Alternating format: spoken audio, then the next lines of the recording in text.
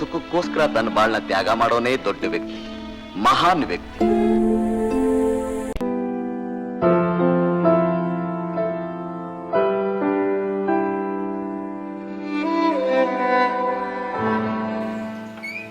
Sir ನಮಸ್ಕಾರ, ಗಿರೀಶ್ ಅಂತ sir, ಸುವರ್ಣ ನ್ಯೂಸಿಂದ. Sir ನಮಗೆ ಇವತ್ತು ಚಾಮಯ್ಯ ಮೇಷ್ಟ್ರನ್ನ ಕಳ್ಕೊಂಡು 2 ವರ್ಷ ಆಗಿದೆ ಸರ್. ಅವರ ನೆನಪು ಹೇಗಿದೆ ಸರ್? ನೆನಪುಗಳು ನಿಮಗೆ ಚಾಮಯ್ಯ, ನನಗೆ ತಂದೆ. ಮನಸ್ಸಿನಲ್ಲಿದ್ದಾರೆ, ಮೈಯಲ್ಲಿದ್ದಾರೆ. ನಾನು ತೊಟ್ಟಿರೋ ಈ ಬಟ್ಟೆಲಿದ್ದಾರೆ. ಯಾಕೆಂದರೆ ಈ ಬಟ್ಟೆ ಎಲ್ಲ ಅವರದೇ. ಅವ್ರ ನೆನಪು ಸದಾ ಇರಬೇಕು ಅಂತ ನಾನು ಈ ಬಟ್ಟೆನ ಯಾವಾಗಲೂ ಹಾಕೋತೀನಿ. ಅಷ್ಟೇ ಇಲ್ಲ, ಅವರು ಓಡಾಡ್ತಿದ್ದ ಜಾಗಗಳು, ಅವರು ಕೂತಿದ್ದ ಜಾಗಗಳು, ಅವರು ಆಡಿದ ಮಾತುಗಳು ಎಲ್ಲ ಇವತ್ತು ನಿಜರೂಪದಿಂದ ಪ್ರತಿಬಿಂಬವಾಗಿ ನಮ್ಮ ಎದುರಿಗೆ ಇದೆ. ಅದೆಲ್ಲೂ ಹೋಗಿಲ್ಲ. ಬನ್ನಿ ಎಲ್ಲ ಹೇಳ್ತೀನಿ. Okay sir.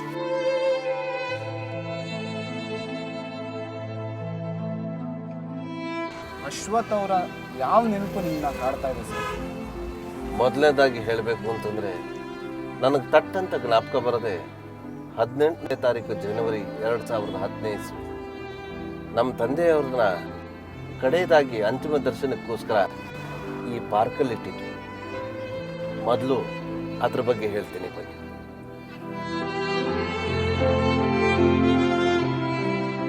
ಈ ಪಾರ್ಕು ಕರ್ಕೊಂಡ್ಬಂದ್ರಿ, ನಿಮಗೆ ಅವ್ರ ನೆನಪು ಇಲ್ಲೇ ಕಾಡ್ತಾ ಇದೆ.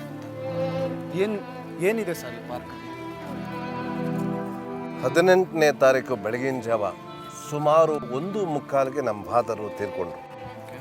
ಆ ತೀರ್ಕೊಂಡ ತಕ್ಷಣವೇ ಸಂಬಂಧಪಟ್ಟ ಇಲಾಖೆಯವರು, ಪೊಲೀಸ್ ಅಧಿಕಾರಿಗಳು ಮತ್ತು DC ಆಫೀಸ್ನವರು ಎಲ್ಲ ಸೇರಿಕೊಂಡು ಸರ್ಕಾರದ ವತಿಯಿಂದ ಕೆಲವು ಅರೇಂಜಸ್ ಎಲ್ಲ ಮಾಡಿಕೊಂಡು ಬೆಳಗಿನ ಜಾವ ಸುಮಾರು 5:15 ಅಂತ ಕಾಣುತ್ತೆ. ಇದೇ ಪಾರ್ಕ್ನಲ್ಲಿ ನಮ್ಮ ತಂದೆಯವ್ರಿಗೆ ಅಂತಿಮ ದರ್ಶನಕ್ಕೋಸ್ಕರ ಇಡಬೇಕು, ಅವ್ರ ಬಾಡಿನ ಇಲ್ಲಿ ಇಡಬೇಕು, ಡಿಸ್ಪ್ಲೇ ಮಾಡಬೇಕು ಅಂತ ಹೇಳಿ ತೀರ್ಮಾನ ಮಾಡಿಬಿಟ್ಟು ಇಲ್ಲೆಲ್ಲ ಅರೇಂಜ್ ಮಾಡ್ಕೊಳ್ಳೋಕೆ ಶುರು ಮಾಡಿದ್ರು. ನಮಗೇನು ಈ ಪಾರ್ಕಲ್ಲಿ ಅಷ್ಟೊಂದು ಜನ ಬರ್ತಾರೆ, ಹೀಗೆಲ್ಲ ನೋಡೋಕೆ ಬರ್ತಾರೆ, ಅಷ್ಟೊತ್ತು ಅಭಿಮಾನಿಗಳಿದ್ದಾರೆ ಅನ್ನೋದು ಏನೂ ಗೊತ್ತಿರಲಿಲ್ಲ.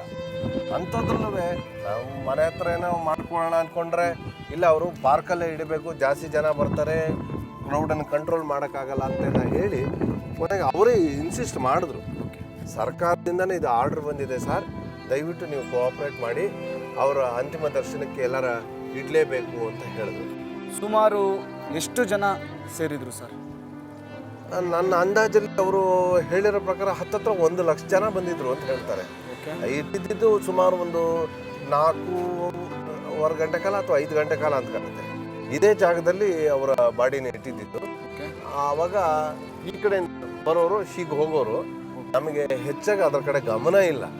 ಅಂದರೆ ನಮ್ಮನ್ನು ಎಲ್ಲ ಇವರು ಪೊಲೀಸ್ ಸೆಕ್ಯೂರಿಟಿ ಮೂಲಕ ಕರ್ಕೊಂಬಂದು ನಮ್ಮನ್ನು ಇಲ್ಲಿ ಕೂಡಿಸಿದ್ರು. ನಾವಿಲ್ಲಿ ಕೂತಿದ್ವು. ಸುಮಾರು 10 ಗಂಟೆಗೆ ನಾವು ಬಂದು ಬಾಡಿ ಅದನ್ನೆಲ್ಲ ಆ ಟ್ರೀಟ್ಮೆಂಟ್ ಎಲ್ಲ ಕೊಡಿಸ್ತಾರಲ್ಲ, ಎಂಬ್ಯಾಮಿಂಗ್ ಮಾಡಿ ಫಾರ್ಮಾಲ್ಡಿಹೈಡ್ ಎಲ್ಲ ಹಾಕಿ ಎಲ್ಲ ಮಾಡಿ ಅದನ್ನು ಐಸ್ ಬಾಕ್ಸಲ್ಲೆಲ್ಲ ತೊಗೊಂಬಂದು ಇಲ್ಲಿ ಇಟ್ಟಾಗ ಸುಮಾರು 10 ಗಂಟೆ ಆಗಿತ್ತು ಅಂತ ಕಾಣುತ್ತೆ. 10ರಿಂದ 2:15ವರೆಗೆ 1 ಲಕ್ಷ ಜನ ಬಂದಿದ್ದಾರೆ. ನಮ್ಮ ತಂದೆ ಭಾಳ ಸಿಂಪಲ್ ಆಗಿರ್ತಿದ್ರು.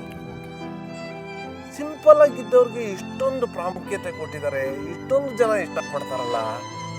ಈ ವ್ಯಕ್ತಿ ಏನಿದೆಯಪ್ಪ, ಯಾವ ವ್ಯಕ್ತಿತ್ವನ ಇವರು ಹುಡ್ಕೊಂಡು ಬಂದರು? ಅದು ಕೇವಲ ಸಿನಿಮಾದಲ್ಲಿ ಅವರು ಮಾಡ್ತಿದ್ದಂತಹ ಕ್ಯಾರೆಕ್ಟರ್ ನೋಡಿ ಇವರು ಇಷ್ಟೊಂದು ಪ್ರಭಾವಿತರಾಗಿದ್ದಾರ ಅಂತೆಲ್ಲ ಅಂದ್ಕೊಂಡು. ಆದರೆ ಒಳ್ಳೆ ಹೊಕ್ಕಿ ನಾವು ನೋಡಿದಾಗ ಕೆಲವು ವಿಷಯಗಳು ಬಂತು. ಆ ವಿಷಯಗಳನ್ನ ನಿಮಗೆ ನಂತರ ಹೇಳ್ತೀನಿ. ಈ ಜಾಗನ ಒಂದ್ಸಲ ನೋಡ್ಕೊಂಡ್ಬಿಡಿ.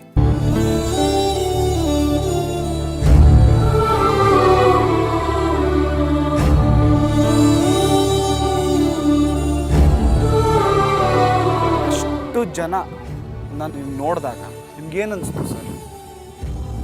ಅಶ್ವಥ್ ಅವರು ಏನು ಆಸ್ತಿನೇ ಮಾಡಿಲ್ವಲ್ರಿ, ಒಂದು ಸಣ್ಣದಾಗಿ ಒಂದು ಮನೆ ಕಟ್ಕೊಂಡಿದ್ದಾರ್ರಿ, ಏನಕ್ಕೂ ಇದಿಲ್ರಿ. ಅವರು ಶ್ರೀಮಂತಿಕೆ ಇಲ್ಲ ರೀ, ಭಾಳ ಸಿಂಪಲ್ ರೀ, ಒಂದು ಕಾರ್ ಇಲ್ರಿ ಅಂತ ಇವೆಲ್ಲ ಹೇಳ್ತಿದ್ದ ಜನಗಳಿಗೆ ನಾನು ಮಾಡಿರೋ ದೊಡ್ಡ ಆಸ್ತಿ ಏನು ಅಂತ ನಾನು ಸತ್ತಾಗ ನೋಡಿ ಅಂತ ಜನ ತೋರಿಸಿದ್ದೆ ಸಾಕು. ಅದೇ ದೊಡ್ಡ ಆಸ್ತಿ. ಓಕೆ ಸರ್, ಮುಂದೆ ನಮ್ಮನ್ನ ಎಲ್ಲಿ ಕರ್ಕೊಂಡು ಹೋಗ್ತೀವಿ ಸರ್? ಈ ಒಂದು ಪ್ರಸಂಗ ನಡೆದ ಮೇಲೆ ಈ ವ್ಯಕ್ತಿತ್ವ ಯಾರು, ಇವರು ಹೇಗೆ ಬೆಳೆಸ್ಕೊಂಡ್ರು, ಯಾತಕ್ಕೆ ಜನ ಇದನ್ನು ಇಷ್ಟಪಟ್ಟರು ಅನ್ನೋದ್ರ ಬಗ್ಗೆ ಚಿಂತನೆ ಮಾಡೋಣ. ಓಕೆ. ಅವರು ಓದಿದ್ದು ಸ್ಕೂಲು, ಅವರು ಓದಿದ ಕಾಲೇಜು, ಅವರು ಕೆಲಸ ಮಾಡಿದ ಜಾಗ, ಅವರು ಬೆಳೆದ ಮನೆ, ಇದನ್ನೆಲ್ಲ ತೋರಿಸ್ತೀನಿ.